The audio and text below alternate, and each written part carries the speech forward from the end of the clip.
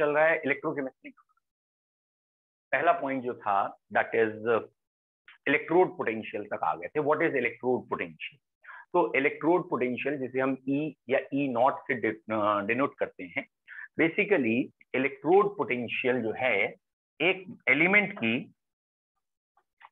एक मेटल है वो अपने सॉल्ट सॉल्यूशन में डिप्ड है, तो वो उसकी टेंडेंसी इलेक्ट्रॉन को गेन करने और लूज करने, और जो गेन और लूज करने की टेंडेंसी है उसका ही जो फोर्स निकल के आया है, जो पोटेंशियल निकल के आया है, वर्क पर यूनिट चार्ज जो भी होता है, that is known as electrode potential. अब इलेक्ट्रोड पोटेंशियल में हमें मेन पॉइंट्स क्या थे? एक तो हो गई definition, define electrode potential when a metal rod is in contact with its salt solution, the tendency of a metal to gain or lose electron, that is electrode potential. दूसरा point, हर एक element का reduction और oxidation potential equal होता है, sign negative का अंतर होता है। तीसरा पॉइंट, सिंगल आइसोलेटेड एटम का इलेक्ट्रोड पोटेंशियल नहीं निकाल सकते, we have to combine with some other reference लेना पड़ेगा, and the reference electrode is standard hydrogen electrode which is or you can say assumed electrode potential of it is 0। अब hydrogen का 0 मान लिया, उसके रेफरेंस में दो तरफ सीरीज बन गई है पूरी, which is known as reactivity और electrochemical series by placing electrode potential of different elements with respect to hydrogen। और इसमें ये पॉइंट आया है, जितना ऑक्सीडेशन मतलब सीधा रिडक्शन पोटेंशियल की बात करें, जितना रिडक्शन पोटेंशियल हाई होगा उतना जल्दी एलिमेंट रिड्यूस होगा, और अगर वो एलिमेंट रिड्यूस हो रहा है या उस एलिमेंट का रिडक्शन हो रहा है, तो बेटा ये अपना रिडक्शन कर रहा है। मतलब क्या कर रहा है? What is the meaning of reduction? Gain of electron. Electron gain कैसे कर रहा है? गेन कैसे कर रहा है? दूसरे से छीन रहा है ना, और अगर ये दूसरे के इलेक्ट्रॉन छीन रहा है तो दूसरे को ऑक्सीडाइज कर रहा है, तो इसको हम कहेंगे ये ऑक्सीडाइजिंग एजेंट अच्छा है, और ये भी कह सकते हैं इट ऑक्सीडाइजेस अदर, ये एक अच्छा ऑक्सीडाइजिंग एजेंट है, यानी ये दूसरों को ऑक्सीडाइज करेगा। तो more the reduction potential, more easier it's reduction, and easily it oxidises other, ये दूसरों को ऑक्सीडाइज जल्दी करेगा, इट ऑक्सीडाइजेस अदर। देयरफॉर जब ऑक्सीडाइजेस अच्छा दूसरों को इजिली कर रहा है, गुड रिड्यूसिंग एजेंट। तो अगर ये ऑक्सीडाइज जल्दी कर रहा है तो एक अच्छा रिड्यूसिंग एजेंट भी हो गया। तो आपको ये याद रखना है कि जितना रिडक्शन पोटेंशियल ज्यादा है उतना अच्छा रिड्यूसिंग एजेंट है। यार मैंने थोड़ा जल्दबाजी कर गया, सॉरी। इसका रिडक्शन है, ऑक्सीडाइजेस अदर्स है, आई एम सॉरी। अगर दूसरों को ऑक्सीडाइज कर रहा है, सॉरी, तो ये एजेंट कौन सा है? ऑक्सीडाइजिंग एजेंट है, सॉरी, ठीक है। तो अगर ये ऑक्सीडाइज कर रहा है तो एजेंट कैसा रहेगा बेटा? ऑक्सीडाइजिंग एजेंट, क्योंकि ये सामने वाले को क्या कर रहा है? ऑक्सीडाइज। ध्यान रखिए, अगर अपना रिडक्शन हो रहा है तो ऑक्सीडाइजिंग एजेंट, अपना ऑक्सीडेशन हो रहा है तो रिड्यूसिंग एजेंट। तो more the reduction potential better the oxidising agent. और सबसे ज्यादा रिडक्शन पोटेंशियल फ्लोरीन का है, या ये कहें एस से एस नेगेटिव बनना नेचर में सबसे फास्ट प्रोसेस होगा इलेक्ट्रोकेमिकल सीरीज के हिसाब से, and it is the best oxidising agent. इसकी वैल्यू 2.8 समथिंग है। और अगर रिडक्शन पोटेंशियल कम रहेगा, इसका अपने आप मतलब है ऑक्सीडेशन पोटेंशियल ज्यादा रहेगा, और अगर ऑक्सीडेशन पोटेंशियल ज्यादा रहेगा तो एलिमेंट इजीली ऑक्सीडाइज होगा, और ऑक्सीडाइज होगा तो दूसरों को क्या करेगा? रिड्यूस करेगा, रिड्यूस अदर, और दूसरों को अगर रिड्यूस कर रहा है तो ये रिड्यूसिंग एजेंट है। तो याद रखिएगा, जिसका रिडक्शन पोटेंशियल कम है वो रिड्यूसिंग एजेंट है, और जिसका रिडक्शन पोटेंशियल ज्यादा है वो ऑक्सीडाइजिंग एजेंट है। और इसके बेसिस पे हमने कल या लास्ट टर्म पे क्वेश्चन किए थे। ओके, तो lithium is the best reducing agent and fluorine is the best oxidising agent. एक बार फिर लिख देता हूं, लिथियम का जो रिडक्शन पोटेंशियल है बेटा वो माइनस के 3.04 है। इसके बाद ये सपोज जिंक का मुझे ध्यान है माइनस के 0.77 है, फिर और नीचे आ जाइए आयरन है, ये सब है, फिर हाइड्रोजन का 0 है, और फिर कॉपर का प्लस के 3.34 है, और फिर प्लस में ये वैल्यू बढ़ते बढ़ते बढ़ते फ्लोरीन के लिए आएगी, और फ्लोरीन के लिए ये वाली वैल्यू प्लस के 2.8 और 8481 वोल्ट है। और यहाँ पे हम लिखेंगे लिथियम, या ये कहें sorry, that is lithium plus oblique lithium, यहाँ लिखेंगे zinc plus oblique zinc, obviously reduction कहें या ऑक्सीडेशन बात एक ही है, और यहाँ पे कॉपर प्लस ओब्लिक कॉपर, यहाँ पे फ्लोरीन माइनस ओब्लिक फ्लोरीन, मतलब पहले वाले का रिएक्टेंट मान लिया, दूसरे वाले का प्रोडक्ट, तो ये -F से 0 पे जब जाएगा तो ये वाला प्रोसेस क्या हो गया, लॉस ऑफ इलेक्ट्रॉन। तो गलत हो गया ना सॉरी, गेन ऑफ इलेक्ट्रॉन करना था, सॉरी F से F नेगेटिव करना था, तो यहाँ से यहाँ रिडक्शन हो रहा है, सॉरी रिडक्शन हो रहा है, तो ये रिडक्शन पोटेंशियल की सीरीज आ गई। तो अपने दिमाग में जैसे मैंने फिट कर रखी है ना, ये दो वैल्यू, एक ये वैल्यू और एक ये वैल्यू फिट है। जब भी एग्जाम में क्वेश्चन आता है मैं वैल्यूज कंपेयर कर लेता हूँ, जितना उस वैल्यू माइनस वाली वैल्यू की तरफ जा रहा है उतना अच्छा रिड्यूसिंग एजेंट है, ये रिड्यूसिंग एजेंट अच्छा है, ठीक है, अगर ये इधर की तरफ जा रही है, ठीक है। और बेसिकली ऐसे क्वेश्चन होते हैं, रिड्यूसिंग एजेंट या फिर मेटल अच्छा है, इलेक्ट्रोपॉजिटिव ज्यादा है, ऐसे क्वेश्चन होंगे, ठीक है। तो हमारे कोर्स के एक दो क्वेश्चन है, बस वो ही देख लेते हैं अभी। पहला क्वेश्चन हमारे कोर्स का ये है कि 3 एलिमेंट दे दिए एक्स, वाई एंड जेड, और इनके रिडक्शन पोटेंशियल रेस्पेक्टिवली ये दे रखे हैं -1.2 वोल्ट, -1.7 वोल्ट और -0.7 वोल्ट, ठीक है। और इसके बाद ऑप्शंस बना दिए जाते हैं, या फिर ये कह देते हैं तीनों ही मेटल्स हैं। Now the question is this, which reduces which, ऐसे करके हो सकता है। जैसे एक ऑप्शन है X reduces Y but not Z, Z reduces Y but not X, ऐसे करके ऑप्शन बताने हैं, ठीक है। आप जरा ट्राई करिए, आप क्या इसका आंसर बना सकते हैं, बहुत सारे आंसर सही हो सकते हैं। जैसे एक ऑप्शन इसका ये हो गया, मान लीजिए मैंने यहाँ सबसे बड़ी वैल्यू, सबसे छोटी वैल्यू ये है, तो ऑब्वियसली जितना इसकी तरफ की वाली वैल्यू होगी वो ये है, सबसे छोटी ये है, तो यही बेस्ट रिड्यूसिंग एजेंट है।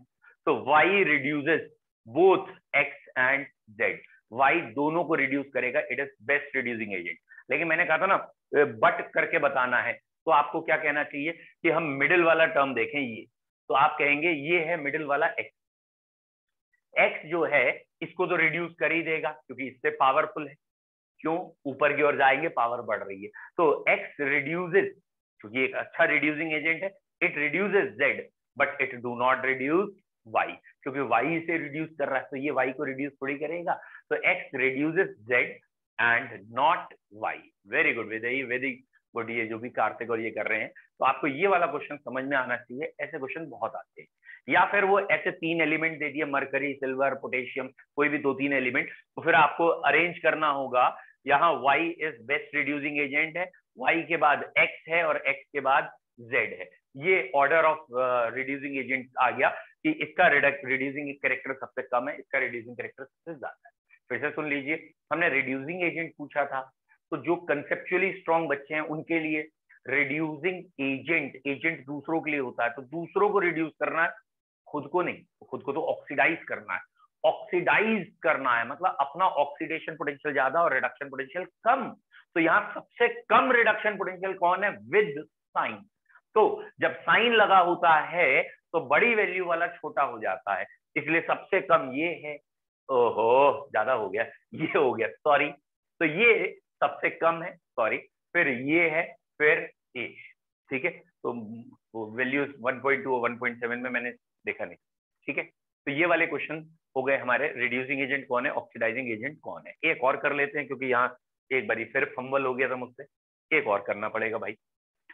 अब की मैं नाम दे रहा हूं, ये दे दिया मैंने पोटेशियम आयन ओब्लिक पोटेशियम, ये वाली वैल्यू है लेट सपोज 2.31 वोल्ट माइनस में, और ये दे दिया है जिंक आयन ओब्लिक जिंक, ये होती है माइनस में 0.77 वोल्ट नियरली, ये V लिखा है, V फॉर वोल्ट।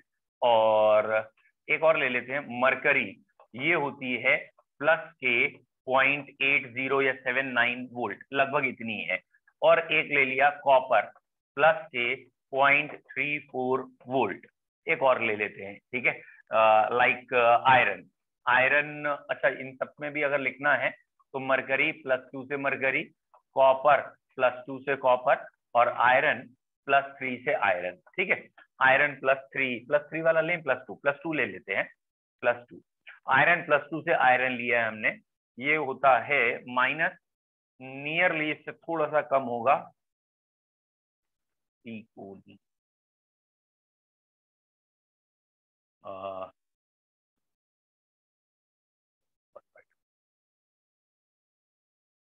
ठीक है, ये नियरली होगा -0.55 या 56 वोल्ट ऐसा होगा। तो ये 5 वैल्यू हो गई, ठीक है। अब क्वेश्चन, पहला क्वेश्चन आप करके दिखाएंगे, ठीक है। Arrange in order of reducing agent character. जरा कायदे से ऑर्डर ऑफ रिड्यूसिंग एजेंट बताएंगे, कौन सा रिड्यूसिंग एजेंट अच्छा है, एक ऑर्डर में लिख के दिखाइए। रिड्यूसिंग एजेंट, चाहे इंक्रीजिंग चाहे डिक्रीजिंग, वैल्यू सामने लिखी है आपके। चलिए, arrange in order of reducing agent character.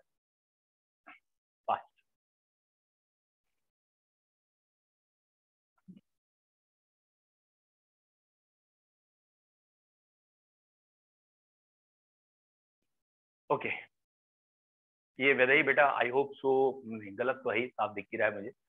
वैदई गलत था, ध्रुव आपका सही लग रहा है मुझे, बिल्कुल सही है डेफिनेटली। और बस डिक्रीजिंग और इंक्रीजिंग वर्ड आपने बोलने, वेरी गुड, सही है ध्रुव, गुड। वैदई बेटा आप एक थोड़ा कॉमन सेंस लगाइए।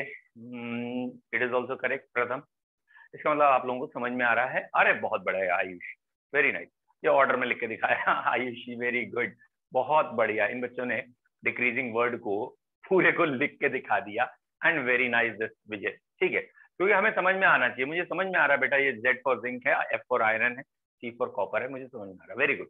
ये लगभग सभी बच्चों ने सही किया। मैं एक बार फिर बता दूं, यहाँ अगर रिड्यूसिंग एजेंट कैरेक्टर पूछा है तो ऑब्वियसली रिड्यूसिंग एजेंट वो अच्छा होता है जो दूसरों को रिड्यूस करे, तो उनका रिडक्शन पोटेंशियल ज्यादा होगा और इसका रिडक्शन पोटेंशियल सबसे कम होगा। तो सबसे अच्छा रिड्यूसिंग एजेंट वो होगा जिसका रिडक्शन पोटेंशियल सबसे कम है, it is the best reducing agent. और जो वर्स्ट होगा वो ये होगा। तो वर्स्ट रिड्यूसिंग से बेस्ट की तरफ जाते हैं इंक्रीजिंग ऑर्डर में, ठीक है। तो मरकरी मैं पहले लिखूंगा, मरकरी से ज्यादा मैं कॉपर लिखूंगा, कॉपर से ज्यादा मैं आयरन लिखूंगा, और सॉरी आयरन खाली लिखना था मुझे, और आयरन से ज्यादा जिंक, जिंक से ज्यादा पोटेशियम। अब एक बार समझ लीजिए, मैंने यहाँ पे एलिमेंट के नाम लिखे हैं, मैंने एलिमेंट के चार्ज क्यों नहीं लिखे, मैंने एलिमेंट के नाम लिखे ना, आयरन जिंक, चार्जेस वाले स्पीशीज कहाँ गायब कर दी। तो आपको ध्यान रखना है, यहाँ पूछा है रिड्यूसिंग एजेंट। रिड्यूसिंग एजेंट वो होते हैं जिनका अपना ऑक्सीडेशन हो, तो ये जो लिखे हैं इनका अभी ऑक्सीडेशन हो सकता है, और जब इनका ऑक्सीडेशन होगा तो ये रिड्यूसिंग एजेंट हो जाएंगे। समझिए इस बात को, क्योंकि ऑप्शन आपको एग्जाम में ये भी मिलेंगे कि ये लिख दें वो, ठीक है, ये लिख दें वो, क्योंकि इनकी भी वैल्यूज आपके सामने है, लेकिन ये एकदम गलत है। क्यों गलत है? क्योंकि जब ये वाले चार्जेस के साथ लिख दिए हैं तो अब इनका हमें सिर्फ पता है रिडक्शन होना, रिडक्शन होना पता है तो ऑक्सीडाइजिंग एजेंट के ऑर्डर आएगा, क्योंकि इनका तो रिडक्शन ही होना है, +2 से 0 रिडक्शन ही तो होना है, तो ऑक्सीडाइजिंग एजेंट आएगा। इसलिए बच्चों आप इसलिए ये नीचे वाला ऑप्शन कभी सेलेक्ट नहीं करेंगे। कॉम्पिटेटिव लेवल में दोनों ऑप्शन दे देते हैं वो, फिर बच्चों को कंफ्यूजन होता है कि यार हम ये ऑप्शन पकड़ें या ये पकड़ें। तो जरा ध्यान रखिएगा, जब भी चार्जेस गिवन होंगे, चार्जेस बेटा साथ में अभी समझा रहा हूँ, चार्जेस गिवन होंगे तो हमें बेसिकली जब भी क्वेश्चन होता है ना, वो रिएक्टेंट के रेस्पेक्ट में होता है।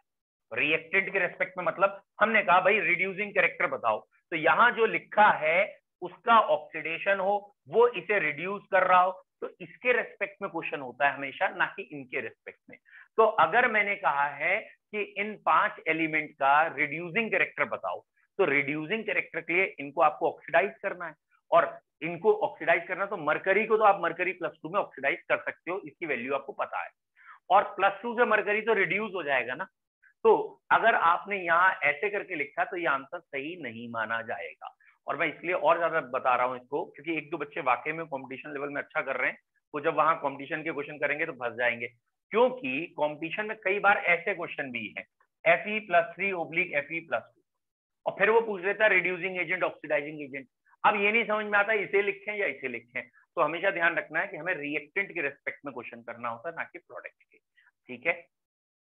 अब बेटा सात्विक बताइए कि आपको समझ में आई मेरी बात, क्योंकि आपने शायद 2 लिखा था कि आपको ये बात नहीं समझ में आ रही।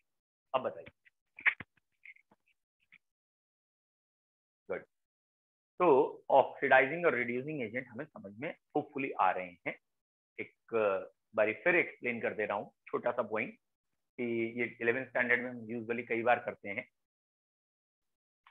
बेटा कोई भी प्राणी है, बहुत मेहनत की, बहुत आगे तक किया, बहुत काम किया, लेट सपोज बड़े होके उसने नाम कर लिया है और डकैत बन गया है, ठीक है। अगर वो डकैत बन गया है तो उसका काम क्या है, डकैती करना, ठीक है। डकैत डकैती करेगा, डाकू किसके यहाँ करेगा, दूसरों के यहाँ। डकैती दूसरों के यहाँ करेगा, जिनके यहाँ करेगा उन्हें गरीब कर देगा, खुद अमीर हो जाएगा। तो व्हाट इज द पॉइंट, चोर चोरी करता है, लेकिन कहाँ, दूसरों के यहाँ। सिमिलरली रिड्यूसिंग एजेंट रिडक्शन करता है, कहाँ, दूसरों का, उनका रिडक्शन करता है, तो अपना क्या कर लेता है, ऑक्सीडेशन।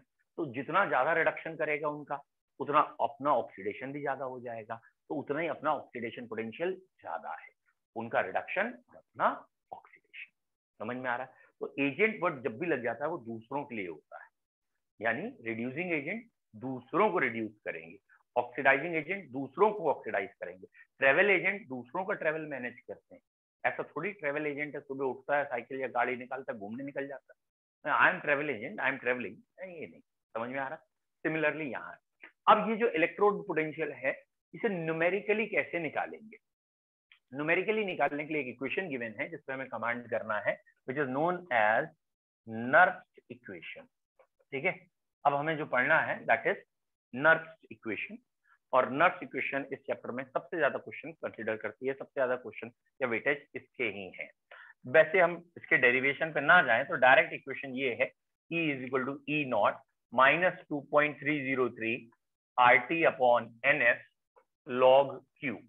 ये इक्वेशन है जो कहलाती है नरक इक्वेशन या नर्व्स इक्वेशन, ठीक है। और इस इक्वेशन में हमें 3-4 जगह फोकस करना है, छोटे छोटे पॉइंट हैं। तो E equals to E naught minus 2.303 RT upon NF log Q equation में कुछ टर्म्स कांस्टेंट है। जैसे अगर हमने टेम्परेचर 25 डिग्री सेंटीग्रेड या 298 केल्विन ले लें, और ये 2.303 तो कभी बदलने वाला नहीं है, R कभी बदलने वाला नहीं है, और ये T कभी बदलने वाला नहीं है, 298 ले लिया, ये 8.3 ले लिया, ये S कभी बदलने वाला नहीं है, तो ये सारे टर्म तो बदलेंगे ही नहीं, इन्हें मल्टीप्लाई करके एक ही साथ याद कर लेते हैं, ठीक है। F क्या है ये अभी आगे मैं क्लियर कर दूंगा। F is known as Faraday number और फैराडे कांस्टेंट, और ये नियरली 96500 होता है, 96,500 होता है नियरली। तो ये अभी आगे प्रूफ आ जाएगा 96,500 क्यों, वो आगे आ जाएगा, अभी उसको इतना हम डिस्कस नहीं करेंगे। 2.303 R और T हमने कांस्टेंट ले लिया, और ये 9। जब हम इस सबको डिवाइड मल्टीप्लाई करते हैं तो हमारा आंसर आ जाता है 0.059। कुछ बुक्स में 0.0591 तक दे रखा है, कुछ बुक्स में खाली 0.059 दे रखा है, तो हम 0.059 याद रखेंगे। अब कुछ बच्चों को याद आ रहा होगा कि मैंने स्टार्टिंग में कहा था इस चैप्टर में टेम्परेचर का बहुत ज्यादा रोल नहीं है, यानी हम जो सेल्स यूज करते हैं यूजुअली वो कोल्ड कंडीशन में चले या हॉट कंडीशन में, बहुत ज्यादा वोल्टेज में चेंज नहीं आता। क्यों, क्योंकि इस इक्वेशन में ये जो टेम्परेचर लिखा है ये 298 की जगह तुम 308 करके देख लो, और इस इक्वेशन को करो तो ये 0.060 होगा, यानी टेम्परेचर पूरे 10 डिग्री बढ़ाने पे, 10 डिग्री टेम्परेचर बढ़ाना एक बड़ा टेम्परेचर राइज है, केमिकल रिएक्शन का रेट दुगना हो जाता है। अगले चैप्टर में पढ़ाऊंगा काइनेटिक्स में कि जैसे आप N2H2 रिएक्ट करके अमोनिया बना रहे हैं, तो टेम्परेचर अगर 10 डिग्री बढ़ाते हैं तो जनरली स्पीड डबल भी हो सकती है जनरली। यहाँ पे पोटेंशियल कितना चेंज हुआ, कितना चेंज हुआ, 0.059 से 0.060 कितना चेंज हुआ, 0.001, और वो भी पूरा आंसर में चेंज नहीं है, वो अभी पोटेंशियल में चेंज है, जो यहाँ पुटअप किया जाएगा उसे n से डिवाइड करना पड़ेगा, तब आंसर में चेंज आएगा। यानी अगर n की वैल्यू 6 है, कई जगह n की वैल्यू 6 है, तो भैया आंसर में जो चेंज है वो 0.001 अपॉन 6 है, मतलब नेग्लिजिबल चेंज आएगा। तो आपको क्या ध्यान रखना है बच्चों कि टेम्परेचर का कोई बहुत बड़ा इंपैक्ट नहीं है।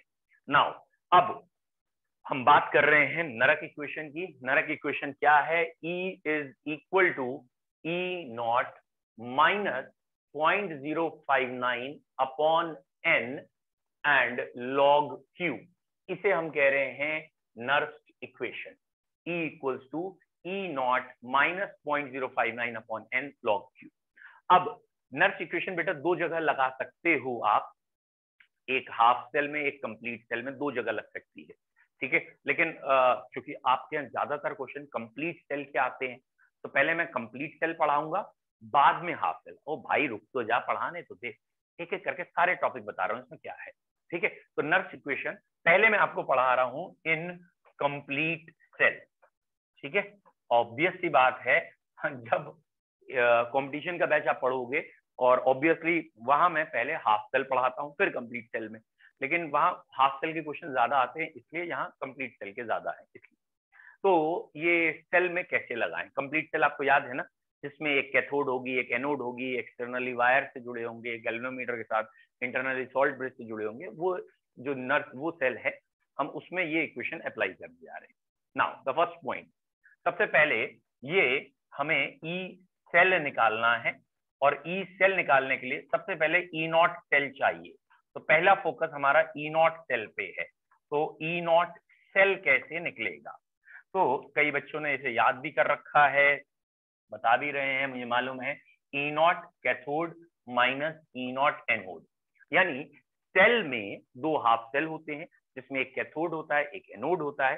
कैथोड की वैल्यू में से एनोड की वैल्यू माइनस करिए। आप बस इतना याद रखिएगा, बोथ यानी दोनों एनोड और कैथोड के लिए reduction potential should be given. दोनों के लिए रिडक्शन पोटेंशियल दिए हो तो आपका एक जनरल फॉर्मूला आएगा कैथोड माइनस एनोड। जो बच्चे भूल चुके हैं एक बार फिर, ये रहा सॉल्ट ब्रिज, ये रहा एनोड, लेफ्ट पे एनोड दिखाते हैं, और ये रहा कैथोड। तो आपको करना क्या है, जब आपको सेल ऐसा दे रखा होगा तो यहाँ वाले का ई नॉट जो होगा वो ई नॉट कैथोड का होगा, और यहाँ वाले का जो ई नॉट दिया होगा वो एनोड होगा। इन जनरल यही होगा, और कैथोड माइनस एनोड कर दीजिएगा, यानी इसकी वैल्यू में से इसकी वैल्यू को माइनस करेंगे और वो यहाँ ई नॉट सेल में रखेंगे। इसका जो भी सोल्यूशन आएगा वो ई नॉट सेल में जाएगा। तो सबसे पहला पॉइंट जो हम नर्स इक्वेशन से ईएमएफ ऑफ सेल निकाल रहे हैं, वो उस ईएमएफ में ई नॉट कैसे निकालेंगे। प्रैक्टिकली समझ में आ रहा है क्या कह रहे हैं बेटा? ई नॉट का मतलब है थियोरिटिकल, मतलब अगर सारी कंडीशन आइडियल होती, सब 1 मोलर होते, 298 केल्विन होता, तो गारंटेड सेल का ईएमएफ इतना ही आता। लेकिन 100% आइडियल तो होगा नहीं, कहीं ना कहीं कंसंट्रेशन भी अलग होंगी। तो एक्सपेरिमेंटल सेल का आंसर ये आएगा। ये थ्योरेटिकल आंसर आ गया है कि थ्योरेटिकली सेल का ईएमएफ इतना आना चाहिए, E naught cathode minus E naught anode. तो ई नॉट का मतलब है बेसिकली एक स्टैंडर्ड आंसर, और ये हमारी इक्वेशन थी E is equal to E naught cell. तो ये आई होप सो सारे बच्चों को क्लियर हो गया हो ई नॉट सेल कैसे निकालना है। ई नॉट सेल निकालने के लिए E naught cathode minus E naught anode करना पड़ेगा, और आई होप सो आपको ये भी पता हो कि यहाँ जो एनोड है उसमें होता तो ऑक्सीडेशन है, लेकिन हमें यहाँ कौन सा पोटेंशियल रखना है? रिडक्शन, इसीलिए माइनस साइन है। इसमें क्या है? रिडक्शन, इसका रिडक्शन ही गिवन होता है। तो भैया इसका भी रिडक्शन चाहिए, इसका भी रिडक्शन चाहिए, लेकिन एनोड का हमें पता होता है यूजुअली ऑक्सीडेशन, सॉरी एनोड पे होता ऑक्सीडेशन है, तो रखना तो ऑक्सीडेशन चाहिए, लेकिन हमें ऑक्सीडेशन पता ही नहीं, हमें क्या पता है? रिडक्शन। तो ऑक्सीडेशन को रिडक्शन बनाने के लिए एक माइनस साइन लगा देंगे, रिडक्शन बन जाएगा। तो आप ध्यान रखिएगा, जब मैंने माइनस साइन लगा रखा है तो ये भी रिडक्शन पोटेंशियल होगा और ये भी रिडक्शन, ये जरा ध्यान रखिएगा। ठीक है, क्या गलती नहीं होनी चाहिए आपसे। आप देख लीजिएगा, कभी कभी एग्जामिनर थोड़ा सा चालाक बनता है और वो कह देता है जिंक का ऑक्सीडेशन पोटेंशियल इतना है, कॉपर का रिडक्शन पोटेंशियल इतना है। तो भैया इक्वेशन देखना क्या है, जैसे ये दे दिया उसने जिंक, और फिर ये दे दिया कॉपर, और ये कह दिया इसका ऑक्सीडेशन पोटेंशियल बता रहा हूं, इसका रिडक्शन। तो भैया सिंपल जुड़ जाएंगे दोनों। क्यों जुड़ जाएंगे? जनरल फॉर्मूला तो यही था वैसे, E naught cathode plus E naught anode, और एनोड का ऑक्सीडेशन पोटेंशियल चाहिए था, कैथोड का रिडक्शन, और ये दे भी रखा है तो सिंपली ये जोड़ दो। लेकिन हुआ क्या था, प्रॉब्लम क्या आ गई? आईयूपीएसी ने बीच में टांग अड़ा दी, उसने कहा भैया नहीं, हमेशा रिडक्शन देंगे, हम तो स्टैंडर्ड रिडक्शन को मानेंगे। तो भैया तू जब स्टैंडर्ड रिडक्शन को मान रहा है तो फिर यहाँ इस ऑक्सीडेशन की जरूरत है, तुमने दे रखा है उसका रिडक्शन, तो रिडक्शन के आगे माइनस साइन लगाते ही ऑक्सीडेशन बन जाएगा, इसीलिए यहाँ आएगा, तो ये माइनस साइन आ गया। तो आपको याद रखना है कि कभी कभी एग्जामिनर कभी कभी क्या करता है, किसी एक का ऑक्सीडेशन दे देगा या किसी दूसरे का रिडक्शन, जो भी है। आप थोड़ा कॉमन सेंस क्या लगाएंगे बेटा, ई नॉट सेल है, E naught cathode minus E naught anode, और दोनों का रिडक्शन पोटेंशियल चाहिए, ये दिमाग में रखें बस। अब किसी का भी ऑक्सीडेशन पोटेंशियल दे रखा है, उसका साइन बदल के यहां यूज करना। मान लीजिए उसने कैथोड का ऑक्सीडेशन पोटेंशियल दे रखा है -1 वोल्ट, तो -1 को +1 लिख के यहां रख। उन्होंने एनोड का ऑक्सीडेशन पोटेंशियल दे रखा है -2 वोल्ट, तो -2 की जगह +2 रख दीजिए, ये माइनस लगे रहे। मतलब आपके दिमाग में क्या होना चाहिए, हम तो हमेशा रिडक्शन पोटेंशियल ही रखेंगे और यही फॉर्मूला रखेंगे, कैथोड माइनस एनोड। हम कोई दिमाग में लफड़ा नहीं करने वाले। तो हमारे दिमाग में हमेशा क्या रहेगा, सेल का EMF E cathode minus anode, and for both reduction potential should be given. दोनों का ही रिडक्शन पोटेंशियल होना चाहिए। अगर किसी का ऑक्सीडेशन दे रखा है कोई दिक्कत नहीं, उसका साइन बदलेंगे, इसी फॉर्मूले में ऐसे ही लगा देंगे। क्लियर है पहला पॉइंट सबको? गुड। अब इसके आगे की कार्रवाई, -0.059, ये तो कांस्टेंट वैल्यू है n। अब इस पे आते हैं, ये n कैसे लगाएंगे, एक एक करके तो बढ़ेंगे, तो अब n लगाते हैं, फिर q लगाएंगे। ये रुक जा भाई, n कैसे लगेगा बच्चों? एक सिंपल तरीका n लगाने का ये है कि ये जिंक है और जिंक आयन है, ये सॉल्ट ब्रिज है, ये कॉपर है और ये कॉपर के आयन है, या कॉपर आयन और कॉपर है। तो यहाँ ऑक्सीडेशन नंबर का चेंज कितना है, 2। यहाँ ऑक्सीडेशन नंबर का चेंज कितना है, 2। ये 0 से +2, ये +2 से 0, ऑक्सीडेशन नंबर का चेंज आ गया। इन दोनों के ऑक्सीडेशन नंबर का जो चेंज होगा, वो उस चेंज का हम एलसीएम ले लेंगे। तो इसका एलसीएम ले लिया 2 और 2 का, तो ऑब्वियसली 2 ही आ गया।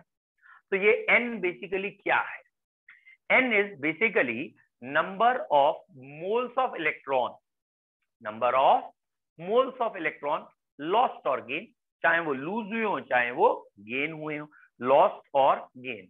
n is number of moles of electron lost और गेन। और ऑब्वियसली जनरल जितने भी सेल हैं, जो वर्किंग सेल हैं, उसमें जितने लूज होंगे उतने ही गेन होंगे। ऐसा हो ही नहीं सकता गेन ज्यादा हो जाए।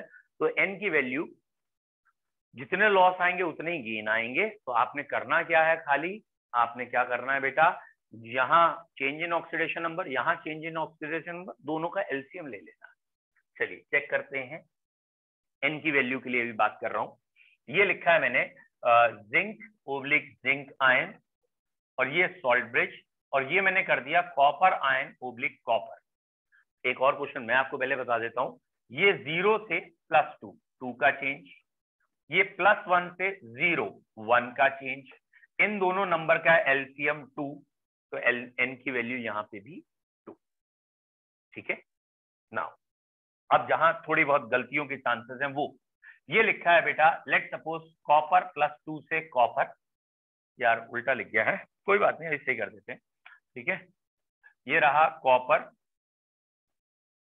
कॉपर ओब्लिक कॉपर +2, और यहां मैंने कोई दूसरा एलिमेंट लेना चाह रहा हूं, जैसे कि आयरन +3 ओब्लिक आयरन। अब n कितना आएगा, n कितना आएगा, बहुत बढ़िया, वेरी गुड। तो यहाँ 0 से 2, 2 का चेंज, और 3 से 0, 3 का चेंज, तो n की वैल्यू 6 आ जाए। तो n इज 6, तो यहाँ n 6 आए, वेरी गुड। तो n भी हमें थोड़ा बहुत समझ में आ गया। ठीक है, तो n का मतलब नंबर ऑफ इलेक्ट्रॉन लॉस और गेन, और उसको आप लिख के कैसे दिखाएंगे एक बार फिर से देखते हैं। ये इक्वेशन थी हमारी जिंक, ये था जिंक आयन, और ये हमने आयरन ले लिया या कोई और ये आयरन है। तो जरा इसकी इक्वेशन बनाते हैं। 0 से +2, +3 से 0, यानी ये रिडक्शन है, ये ऑक्सीडेशन है, सही है। तो जिंक और जिंक आयन मतलब ये रिएक्टेंट हो गया, ये प्रोडक्ट, क्योंकि इसका ऑक्सीडेशन दिखाना है, और ये रिएक्टेंट हो गया और ये प्रोडक्ट, क्योंकि इसका रिडक्शन दिखाना है। अब बच्चों जरा एक पॉइंट नोट करना, ये नोट कर लेना, ढंग से याद रखना, मतलब ये अप्लाई करते समय गलती मत करना। ये वाला पॉइंट अधिकतर बच्चों का गलत होता है। क्या, ऐसे लिख के आता है और बच्चे बैलेंस नहीं करते। क्या बैलेंस नहीं करते, इसमें चेंज हो रहा है 3 का, इसमें चेंज हो रहा है 2 का, और बैलेंसिंग में क्रॉस मल्टीप्लाई करना पड़ेगा। तो यहाँ 3 आएगा, तो यहाँ 2 आएगा, सिमिलरली जिंक में 3 आया और आयरन में 2 आया, ये आएंगे। ठीक है, तो ये ध्यान रखना है कि ये जितने कोफिशिएंट्स है ना, ये कोफिशिएंट्स ये बच्चे लिखते नहीं, जिसकी वजह से क्वेश्चन आगे गलत हो जाता है। तो ऐसा ना हो कि n तो आपने सही निकाल लिया 6 लेकिन बैलेंसिंग नहीं की। जरा एक भाई चेक करिए N6 आया कैसे। ये मत कहना कि एलसीएम लेके आया, ना ना, ये आयरन 3 इलेक्ट्रॉन लूज कर रहा था, इसके 2 एटम आ गए या 2 आयन्स आ गए, 2 मोल्स ऑफ आयन। एक आयरन 3 इलेक्ट्रॉन गेन कर रहा है, सॉरी 3 गेन कर रहा है, तो 2 आते ही 6 गेन हो जाएंगे। ये वाला जिंक 2 इलेक्ट्रॉन लूज कर रहा है, तो 3 आते ही 6 लूज हो जाएंगे। यहाँ 6 का लॉस है, यहाँ 6 का गेन है, तभी तो N6 आया है। तो जरा समझना कि N हमें निकालना कैसे है। तो बेटा N कैसे निकालना है, या तो सिंपली एलसीएम ले लो तो N तो आ जाएगा, लेकिन जब बैलेंस करके देखोगे तो समझ आ जाएगा N क्या है। रेक्टिफिकेशन नहीं, समझ आ जाएगा N क्या है कि यहाँ एक आयरन का एटम 3 इलेक्ट्रॉन लूज कर रहा है, तो 2 आयरन के एटम 6 या गेन कर रहे हैं तो 6 हो गए, सॉरी। एक जिंक 2 इलेक्ट्रॉन लूज कर रहा है, तो 3 6 का लॉस है या 6 का गेन है, इसलिए N की वैल्यू 6 है। तो N is basically number of moles of electron transferred from anode to cathode. Anode पे oxidation, anode to cathode electron जाते हैं, कैथोड टू एनोड करेगा। अब बेटा N समझ में आया क्या है। N या तो चेंज इन ऑक्सीडेशन नंबर का एलसीएम है, या फिर ठीक है, बैलेंस इक्वेशन में जितने इलेक्ट्रॉन लॉस या गेन हुए वो N। Very good. तो N की बात भी थोड़ी बहुत समझ में हमें आ गई। यानी हमें क्या क्या समझ में आ गया, हम ईएमएफ सेल का निकाल रहे हैं, हमें ई नॉट सेल समझ में आ गया। ई नॉट सेल कैसे निकालेंगे, E naught cathode minus E naught anode, और दोनों का आरपी या रिडक्शन पोटेंशियल दिया होना चाहिए। इसके बाद 0.059 वैल्यू हम लेंगे, 0.0591, ये वाली वैल्यू एट 298 केल्विन है। फिलहाल थोड़ा बहुत आगे पीछे हो तो चलेगा, अपॉन N। तो अब हमें ये N भी समझ में आ गया मेरे हिसाब से, ये N क्या है। तो बेसिकली दिस N इज, या तो सिंपल भाषा में एलसीएम कह दोगे, या basically it is number of moles of electron transferred from anode to cathode. तो बैलेंस इक्वेशन में जितने भी कैथोड ने इलेक्ट्रॉन लूज, सॉरी गेन किए हैं, उतने ही एनोड लूज करेगी, वो वाला नंबर N है। लास्ट लॉग Q, यहाँ पे अब ये वाला वर्ड हमें Q देखना। What is Q? Q को क्लास 11 में रिएक्शन क्वेश्चन नाम से पढ़ा था, chemical equilibrium chapter. Chemical equilibrium में आपको पढ़ाया गया था बेटा, दैट इज इक्विलिब्रियम जब आ जाता है तो रेट ऑफ फॉरवर्ड बैकवर्ड बराबर हो जाती है, और उस समय का जो रेशियो होता है, जब दोनों की स्पीड बराबर हो गई है, उस समय का जो कंसेंट्रेशन का रेशियो है वो इक्विलिब्रियम कांस्टेंट। कुछ बच्चों को याद आ गया होगा, जब भी मतलब एक जनरल पॉइंट कि इक्विलिब्रियम चाहे आया है या नहीं आया है, जो भी reactant, sorry product to the reactant का रेशियो है, मतलब किसी भी टाइम इंटरवल पे, चाहे रिएक्शन शुरू हुई है, इक्विलिब्रियम पे आई है या व्हाटएवर, किसी भी टाइम इंटरवल पे प्रोडक्ट और रिएक्टेंट का रेशियो कहलाता है रिएक्शन क्वोशिएंट। और वहां आपको ये पॉइंट पढ़ाया था, अगर Q Kc से कम है तो फॉरवर्ड रिएक्शन तेज चलती है बैकवर्ड से, Q और Kc बराबर है तो इक्विलिब्रियम आ जाता है, और Q Kc से ज्यादा है तो बैकवर्ड रिएक्शन तेज चल रही होती है फॉरवर्ड रिएक्शन से। फिलहाल ये 3 पॉइंट अभी तो याद ही नहीं कर रहे हैं, कोई सेंस भी नहीं है यहाँ, तो बस को रिलेट करके बता रहा हूँ Q था क्या। मतलब अगर कोई एक इक्वेशन ये लिखी है, zinc plus iron plus 3 giving you zinc plus iron या जिंक प्लस 2 एंड आयरन, और इसके बैलेंसिंग करनी पड़ेगी। जिंक में चेंज था 2 का और आयरन में 3 का, यहाँ 2 आएगा, यहाँ 3 आएगा, यहाँ 2 यहाँ 3 आएगा और यहाँ 2 आएगा। और इस रिएक्शन का Q का फॉर्मूला कैसे लिखेंगे, तो इस रिएक्शन में Q में क्या आएगा, अगर आपको याद हो तो ये आएगा जिंक आयन का क्यूब और नीचे आयरन आयन का स्क्वायर, ये आएगा। कुछ बच्चों को ध्यान आ गया होगा, जिनको नहीं आया मैं उन्हें फिर से याद दिला दूं। बच्चों, सॉलिड का एक्टिव मास 1 होता है, वो विदाउट यूनिट भी होता है, उसे किसी कैलकुलेशन में इन्वॉल्व नहीं करते। Active mass of solid is 1। तो ये जो प्योर मेटल के फॉर्म में होंगे, नॉन आयनिक फॉर्म में होंगे, प्योर मेटल, इनको लिखना ही नहीं है। तो ये आपकी गलती नहीं भी होगी क्योंकि ये दी ही नहीं होंगी वहां वैल्यू, जो 1 है वो लिखना ही नहीं। फर्स्ट मेजर मिस्टेक जो मैंने अधिकतर बच्चों की कॉपी में मिस्टेक देखी है एग्जामिनेशन फीवर में, वो ये है। तो आप ये शुरुआत से ध्यान रखेंगे। एक्चुअली एग्जामिनर करता क्या है चालाकी, बेटा एग्जामिनर हमारे साथ ये गेम खेलता है, वो इक्वेशन हमें ऐसे दे देता है, that is zinc oblique zinc ion and iron ion oblique iron. और इस इक्वेशन में कहीं ट्वाइस और थ्राइस दिख नहीं रहे बैलेंसिंग वाले, भैया इक्वेशन बच्चे यूजुअली लिखते ही नहीं, इसको बाद में इक्वेशन में चेंज करें तो शायद एक बार ट्वाइस और थ्राइस दिख जाए। तो लॉस और गेन में ट्वाइस थ्राइस या ये जो बैलेंसिंग के कोफिशिएंट है ये इंपॉर्टेंट है। तो ये जो 3 कोफिशिएंट है ये इंपॉर्टेंट है, ये वाला 2 इंपॉर्टेंट है क्योंकि ये यहाँ चेंज हो रहे हैं। तो ये है Q। तो क्या आपको ये तीनों चीजें क्लियर हुई? कौन सी तीनों चीजें भाई? सबसे पहले हमने क्लियर किया E नॉट सेल कैसे देखना है, ये नीचे लिखा है E नॉट सेल कैसे देखना है, ये E not cathode minus E not anode करना है। फिर हमने कहा भैया N कैसे देखना है, N कैसे देखना है, ये आप एलसीएम ले लेंगे जो भी आपके नंबर्स डायरेक्ट आ रहे हैं। बस एक चीज का ध्यान रखिएगा, खाली ऐसे एलसीएम लेके N मत लिख दीजिएगा, 2 और 3 का एलसीएम कोशिश करिएगा इसे इस फॉर्म ऑफ इक्वेशन में लिखें, और इस फॉर्म ऑफ इक्वेशन में लिखने के बाद लॉस और गेन को क्रॉस मल्टीप्लाई जरूर करें, और क्रॉस मल्टीप्लाई करेंगे तो ये आपको कोफिशिएंट दिखेंगे। और बेटा ये कोफिशिएंट Q के फॉर्मूले में आए। Q का फॉर्मूला क्या होता है? Product ratio reactant, product versus reactant raise to the power their coefficient. और इसमें जो प्योर सॉलिड होते हैं उनको नहीं लिखना है, ये जैसे मेटेलिक फॉर्म में सॉलिड फॉर्म है ये नहीं लिखनी है, सिर्फ ये आयनिक फॉर्म लिखनी है। ये जिंक आयन है, ये 3 है, ये आयरन आयन है, ये 2 है। तो जिंक आयन का चार्ज सॉरी कोफिशिएंट 3 है और आयरन आयन का स्टोइचियोमेट्रिक कोफिशिएंट 2 है, ये लिखना है। तो ये आपका नर्व्स इक्वेशन कहलाएगी। नर्व्स इक्वेशन के क्वेश्चन देखिए, ये दे दिया उन्होंने, सबसे सिंपल क्वेश्चन कर रहा हूं पहले, दिस वन। ये simplest question of nerves equation हुआ कि मैंने ये 1 मोलर ले लिया, ये भी 1 मोलर ले लिया। कॉपर का रिडक्शन पोटेंशियल आपको गिवन है, कॉपर का 0.34 वोल्ट, और जिंक का रिडक्शन पोटेंशियल आपको गिवन है -0.77 वोल्ट, और कहा इस इक्वेशन का ई नॉट निकालिए एट 25 डिग्री सेंटीग्रेड। तो बच्चों कैसे करना है, आपने सिंपल है वैसे तो, इसको इससे रिएक्ट दिखाया और ये बन गया। पहला काम आप ई नॉट निकाल लीजिए।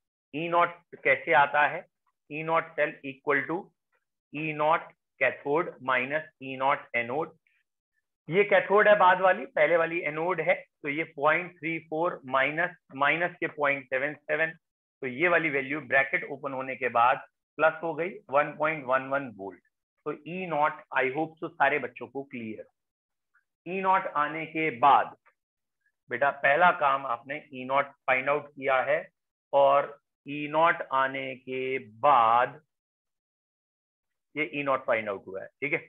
ई नॉट आने के बाद आपने इस इक्वेशन में पुटअप कर दिया है, ये रहा ई नॉट -0.059, एन की वैल्यू 2 है लिख दी, लेकिन कोई फायदा नहीं है क्योंकि यहाँ कोफिशिएंट कुछ आ ही नहीं रहे बैलेंसिंग में, 2 का ही लॉस 2 का ही गेन है, ये log 1 हो रहा है, और ये हम जानते हैं log 1 इज 0, और अगर ये log 1 0 है तो 0 से मल्टीप्लाई में ये पूरा टर्म 0 हो जाएगा, और इसीलिए E cell is this answer. क्योंकि मैंने जानबूझ के 1 मोलर लिया था जिससे मुझे कैलकुलेशन कुछ भी ना करनी पड़े, लॉग में कुछ भी ना एफर्ट लगानी पड़े, तो log 1 0 हो गया, इसलिए ये ऐसा है। बोलो बच्चों क्लियर है? कोई डाउट? Any doubt?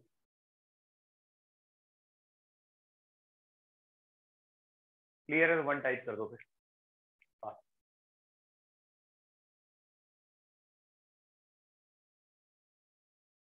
ठीक है, एक बच्चा कह रहा है एक बार और एक्सप्लेन कर देते तो अच्छा रहता, तो बेटर है कि मैं दूसरा क्वेश्चन एक्सप्लेन कर दूंगा बेटा, ठीक है, डोंट वरी बेटा, मैं दूसरा क्वेश्चन एक्सप्लेन कर दूंगा इसकी जगह। तो एक बच्चे का कहना थोड़ा एक बार और बता दो, तो एक बार और बता देते हैं। बेटा ये मैंने सेल ले लिया, suppose zinc oblique zinc ion, salt bridge iron ion oblique iron, थोड़ा सा टफ ले रहा हूँ, 0.1 मोलर, थोड़ा सा टफ किया, बहुत थोड़ा सा। और हाँ कोई तो ये किया है, यही ये क्वेश्चन इसलिए तो कर रहे हैं बेटा।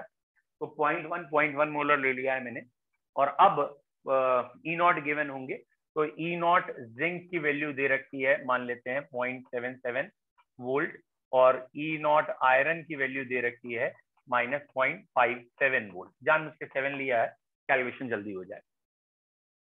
पहला काम आ गया E naught cell. E naught cell मैं डायरेक्ट लिख दे रहा हूं कि आपको समझ में आ जाए तो अच्छा है। 0.57 -0.77, ऐसा मैंने क्यों किया? क्योंकि ये आयरन कैथोड है, सॉल्ट ब्रिज के इधर कैथोड है, उधर एनोड है, कैथोड माइनस एनोड, तो माइनस के 0.57 प्लस के 0.77, और इससे ये आ रहा है प्लस के 0.20 वोल्ट। तो सबसे पहले ई नॉट मैंने निकाला है और कैथोड माइनस एनोड किया, इसमें से ये वैल्यू घटाई, दोनों में माइनस लगा था, लगा रहने दिया, और ये 0.20 आ गया। इक्वेशन भी साथ में लिख ली मैंने, आयरन, ठीक है, zinc iron giving you zinc iron and iron. और इस इक्वेशन की बैलेंसिंग भी देख ली लगे हाथ, यहाँ जिंक में 2 का चेंज है, आयरन में 3 का चेंज है, और ये बैलेंसिंग आ गई। और n की वैल्यू कॉमन सेंस है, यहाँ 3 और वहां 2, 6 हो गए। तो E equal to E naught की जगह हो गया बेटा 0.20 माइनस 0.059, n की जगह 6। जब भी n 6 हो ना, तो कॉमन सेंस है इसे 0.060 अपने आप पुश, क्योंकि आंसर में कोई बहुत बड़ा चेंज आता ही नहीं है, भले लिख के उसे एग्जामिनर को 0.059 ही दिखाना, अपने दिमाग में 0.060 से करें। लॉग, अब बेटा लॉग के बाद देखें कौन कौन है। लॉग के बाद हमें ये लिखना है जिंक आयन, जिंक आयन की वैल्यू का हमें क्या करना है क्यूब, डिवाइड में आयरन आयन है, उसकी वैल्यू का क्या करना है स्क्वायर। तो ये इक्वेशन हमारी हो गई, E is equal to 0.2 minus, इसको थोड़ी देर के लिए 0.01 कर लिया 6 से डिवाइड करके, और लॉग के बाद ये भी 10 की पावर -1 है, ये भी 10 की पावर -1 है, तो 10 की पावर -3, 10 की पावर -2, तो 10 की पावर -1 बच गया न्यूमरेटर में। 10 की पावर -1 लॉग में ये माइनस बाहर आ जाता है, और अगर माइनस बाहर आ गया है तो ये हो गया 0.2, माइनस बाहर आया, माइनस माइनस प्लस हो गया, 1 से मल्टीप्लाई करने की जरूरत ही नहीं है, आंसर 0.21 वोल्ट आया। ये है तरीका। ओके, तो एक बच्चे ने पूछा है इसमें हमने लॉग टर्म क्यों लिखा है सॉल्व करने के लिए। एक्चुअली ये इक्वेशन जहां से आई है वो थर्मोडायनेमिक से आई है, शायद आपने 11th में शायद पढ़ी हो, सारे बच्चे नहीं पढ़ते इस इक्वेशन को। Delta G equal to delta G naught plus R T, ठीक है, आर टी लॉग क्यू। ये इक्वेशन केमिकल इक्विलिब्रियम चैप्टर की है, अगर आपने पढ़ी हो, और थर्मोडायनेमिक इक्विलिब्रियम वहां की है, वहां से डिराइव हुई है। और इस डेल्टा जी की जो कंडीशन है, डेल्टा जी NFE होता है, ये अभी मैं कराऊंगा NFE नॉट। अब ये दो जगह माइनस NFE होता है, अब ये दो जगह माइनस NFE लिखा, तो पूरी इक्वेशन को NF से डिवाइड किया है, तो पूरी इक्वेशन को जब NF से डिवाइड किया और माइनस से, तो ये E बचा, ये E नॉट बचा, और फिर यहाँ माइनस, और इसके नीचे NF आ गया, इसलिए आया था। तो उसको इतना वो नहीं सोचना है, LNQ होगा, LNQ। हाँ बिल्कुल सही कह रहा है, वेरी गुड प्रथम। यहाँ पे अभी मैंने या फिर बेटा प्रथम मैं इसे ना N भी लिख सकता हूँ, लॉग, ठीक है, उसे LN को अगर लॉग वर्ड लिख दिया, शायद नीचे N लिख दें, बात होगी, ठीक है। अच्छा, अब एक बच्चे ने कहा है 10 की पावर -1 कैसे आया, क्यों, दिक्कत क्या आई? यहाँ क्यूब था, यहाँ स्क्वायर था, इसकी वैल्यू मैंने 10 की पावर -1 या 0.1 लिया है, 0.1 को 10 की पावर -1 लिखते हैं, -1 का क्यूब करना था, -3 स्क्वायर -2, ठीक है। हाँ थोड़ा बहुत लॉग पढ़ लो, अगर ऐसे दिक्कत है तो थोड़ा बहुत लॉग पढ़ना पड़ेगा, ठीक है, लॉग में पढ़ा दूंगा कार्तिक, अगर थोड़ा सा लॉग में आपको दिक्कत है। वैसे मैंने यूजुअली देखा बच्चे लॉग में तो दिक्कत नहीं करते, एंटी लॉग वाले क्वेश्चन में गलत करते हैं, एंटी लॉग आते ही उनका दिमाग एंटी होने लगता है। चलिए ठीक है, कल मॉर्निंग में वो हाँ बेटा पूछिए। सर मैं कह रहा था जो जैसे ये arrange these metal in increasing order of their reducing power वाले क्वेश्चंस है, इनकी एक शीट भेज देंगे आप मैं एसएस आज वाला? पूरी शीट भेज ही रहा हूँ ना बेटा, आज मैं अच्छा सारी शीट भेज रहा हूँ। तो जैसे पिछले चैप्टर के अप टू कंपटीशन लेवल की शीट मिली है, वही भेज रहा हूँ आज। तो उसमें सारे क्वेश्चन ये वाले मिल जाएंगे, ठीक है। और 12th लेवल के भी और कंपटीशन के भी डेफिनेटली भेज रहा हूँ, ठीक है। आज ओके सर, इवनिंग तक पहुंच क्लासेस के बाद। नमस्ते sir. Thank you sir. Okay, thank you sir. You welcome.